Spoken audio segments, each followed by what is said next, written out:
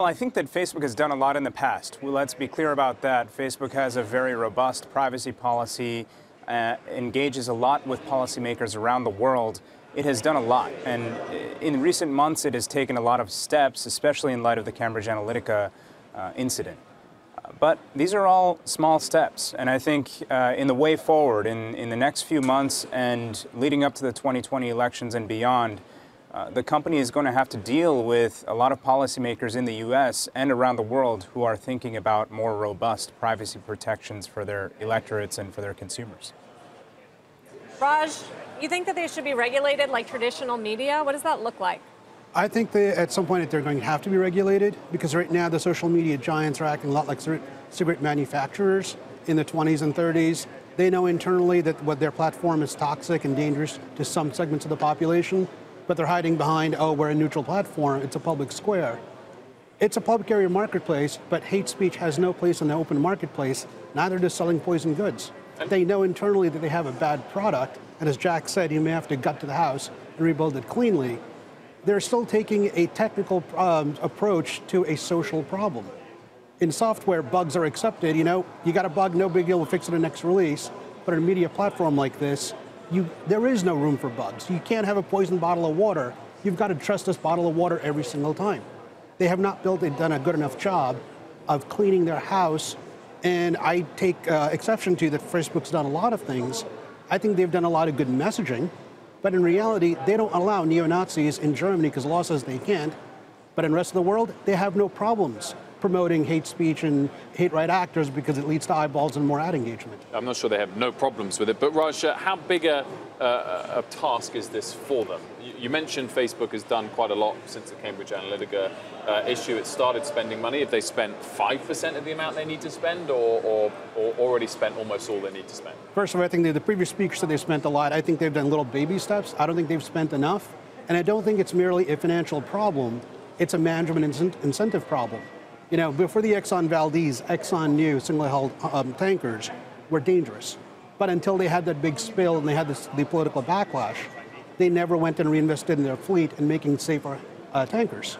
Similarly, Facebook... So you're all in for regulation. I'm all in for either they step up and take responsibility for what they have built, or they're the new Philip Morris. It's a perfectly good product for adults, but they have no business selling to children. They have no business selling to disadvantaged communities and going, hey, it's not our fault if you get cancer. I mean, that's not really where the debate is going right now, Dipayan. I just wanted to shift it to the midterm elections for a moment. Lots of questions about foreign interference in elections. There were mentions of Iran by Sheryl Sandberg, of Russia, of course. Do you have faith that these companies this time around have a handle on this and that we're going to have a free and fair midterm election without foreign interference? I think that it's actually a very difficult question to answer right now. I think based on what we've seen thus far, these platforms have just not done enough. And I'm actually in complete agreement with Raj that if they really don't step up in the next few weeks and months, then we're going to need some governmental intervention in the United States. And I think the Alex Jones takedowns from a few weeks ago, as well as the disclosures that Facebook and other companies made a few weeks ago, are illustrative of this.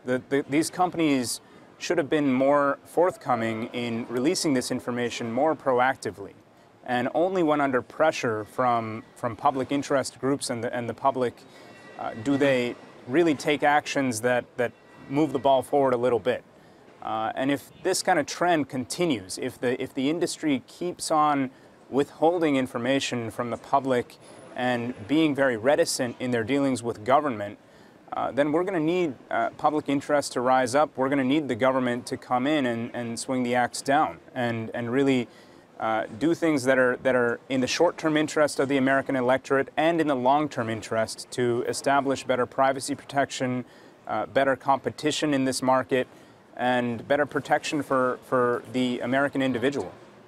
Dipayan, as part of that, particularly the protection of individuals, long-term, should individuals own their own data as opposed to these tech companies that are scooping it up? I think so. Privacy is as far as I'm concerned, privacy is not about telling a company whether or not, or rather regulating that a company can or cannot collect certain types of data. That can create unintentional and arbitrary boundaries around the collection and the use of data and sharing of data. Privacy really is about putting control in the hands of the individual, giving the individual autonomy. And I think to do that, to accomplish that effectively, we need American consumers and consumers around the world to really understand how these companies work, what kinds of data these companies have on them, and we need to give them control over their data. Right now, if we think about Facebook or Twitter or any of these companies that have testified, individuals really don't have that control. They use these platforms, and these platforms collect tremendous amounts of data about them, and we as users can't see what they know about us.